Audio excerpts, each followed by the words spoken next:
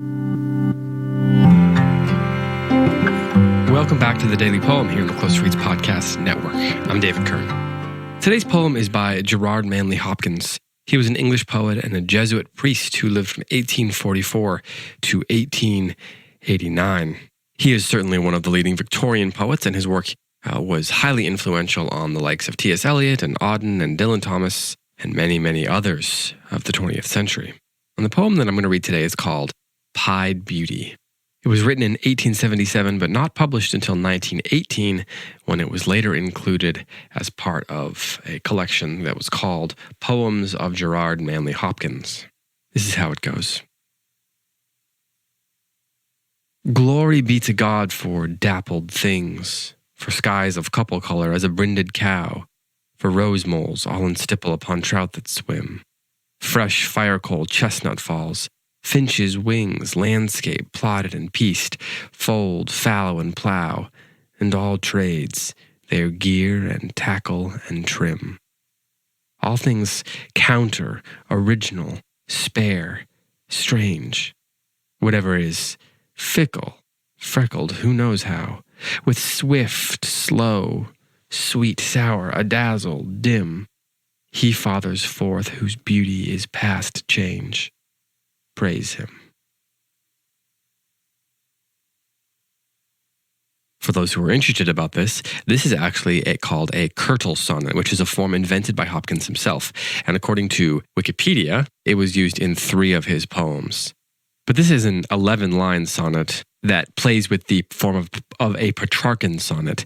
It's kind of shrunk down, so to speak. There's an octave which becomes a sestet in the Hopkins version, and a sestet becomes a quatrain, and so forth. So if you're really interested in these various poetic forms, this is a great example of one to do a deep dive on. I always thought this is a good summer poem, maybe even a good poem to memorize in the summertime. For obvious reasons, I suppose. It covers, being thankful for the things of nature, beautiful things of the world, for landscapes and things like that. But I love how after the turn in this poem, after the first 6 lines, when we finally get to that end stop, that period after the line, and all trades, their gear and tackle and trim, the poem moves from the very specific things that the poem is praising God for. And then it switches to things that are more abstract. It gets into ideas like originality, spareness, strangeness, fickleness, sweet and sour, things that are freckled even, which I love as a word that it could carry so many different meanings, has so many different allusions and implications. But of course, as a Jesuit priest, Hopkins would be very familiar with the form of various prayers. And this poem takes the form or models or imitates so many prayers, including even the Psalms, beginning with glory be to God for dappled things and ending with the line, praise him. I think the complexities and the relationships between the things that he is suggesting we ought to be grateful for, but that complexity is happening within the constructs, the confines, if you will, of the concept of praising God. Glory be to God for dappled things, it begins, and at the end, praise him.